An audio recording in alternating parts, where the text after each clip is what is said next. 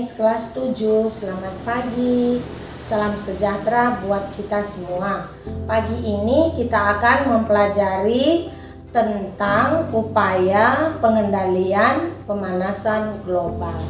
Nah, seperti hari sebelumnya kita sudah membicarakan bahwa pemanasan global ini akan menimbulkan naiknya suhu di atmosfer. Nah, usaha ataupun cara yang dapat dilakukan untuk pengendalian ini antara lain adalah satu, mengubah perilaku pribadi yang ini bisa dibagi lagi menjadi 3. Yang pertama adalah hemat listrik. Bagaimana menghemat listrik dan apa hubungannya dengan pengendalian pemanasan global? Nah, kalau hemat listrik berarti kita menggunakan seperlunya. Ketika selesai menggunakan, hendaknya itu ada hubungan antara kabelnya itu dengan misalnya handphone atau benda lain, kita harus cabut.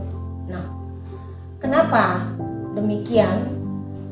Karena pembangkit listrik itu biasanya menggunakan bahan bakar fosil, yang mana ini akan meningkatkan karbon dioksida di atmosfer.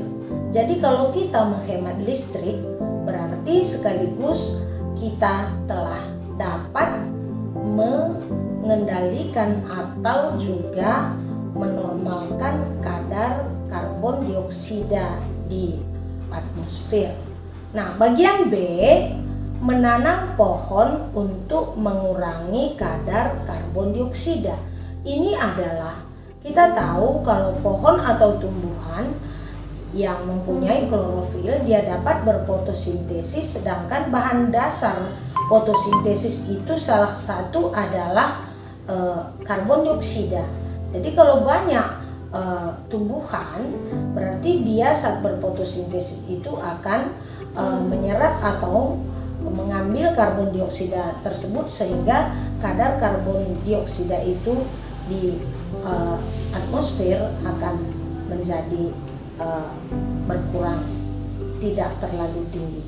Oke, sekarang bagian C, yaitu mengurangi pemakaian kendaraan bermotor secara pribadi. Maksudnya, kalau setiap orang menggunakan sepeda motor, maka semuanya itu akan mengeluarkan gas hasil pembakaran yang berupa unsur karbon dioksida atau karbon monoksida. Tapi ketika menggunakan angkutan umum, maka dia dapat mengangkut banyak orang sekaligus. Nah, dengan demikian angkutan umum itu hanya misalnya lebih sedikit mengeluarkan gas karbon dioksida dibanding dengan kendaraan pribadi tadi. Berarti cara ini juga salah satu adalah cara untuk menanggulangi tingginya kadar karbon dioksida di dalam atmosfer atau permukaan bumi. Oke, sekarang kita lihat bagian yang kedua, yaitu bagian kedua, penanggulangan pemanasan global itu adalah dengan langkah aktivasi secara kolektif. Langkah aktivasi secara kolektif ini bisa lagi dibagi menjadi beberapa bagian, yaitu lebih kurangnya ada 4. Salah satu diantaranya adalah menggunakan energi alternatif. Energi alternatif ini maksudnya ketika pembangkit listrik itu menggunakan fosil, bahan dasar fosil, maka itu akan memicu meningkatnya kadar karbon dioksida. Tapi kalau diganti dia dengan pembangkit listrik yang lain, seperti misalnya air, cahaya matahari, panas bumi dan sebagainya, ini adalah bersih dari karbon dioksida, sehingga ini dapat menetralisir peredaran karbon dioksida di daerah atau lingkungan. Nah, yang bagian B yaitu melestarikan hutan. Nah, untuk melestarikan hutan ini adalah suatu kerjasama yang sangat baik antara masyarakat dengan pemerintah. Nah, sama-sama saling merawat dan menjaga supaya kalau hutan ini terawat terjaga, maka dia akan banyak menyerap karbon dioksida karena ini bahan dasar untuk fotosintesis tumbuhan seperti yang tadi sebelumnya sudah Miss katakan. Jadi dengan banyaknya atau terlestarinya hutan, maka kadar karbon dioksida juga dapat terkendali. Yang bagian C, menghapus penggunaan CFC. CFC itu adalah salah satu bahan yang sering dipakai dalam pendingin seperti kulkas. Dan penggunaan ini kalau dalam jumlah yang banyak ini akan dapat merusak daripada lapisan udara sehingga menimbulkan terjadinya kenaikan suhu atau panas yang membuat juga terjadi peningkatan suhu bumi. Nah, yang keempat yaitu memperbaiki kualitas kendaraan dengan cara uji emisi.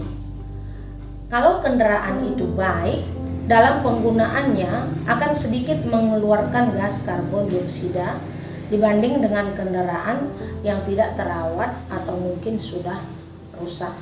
Oke, usaha yang dapat dilakukan untuk mengendalikan pemanasan global adalah cara yang ketiga, yaitu menurunkan kadar karbon dioksida di dalam lingkungan atau udara.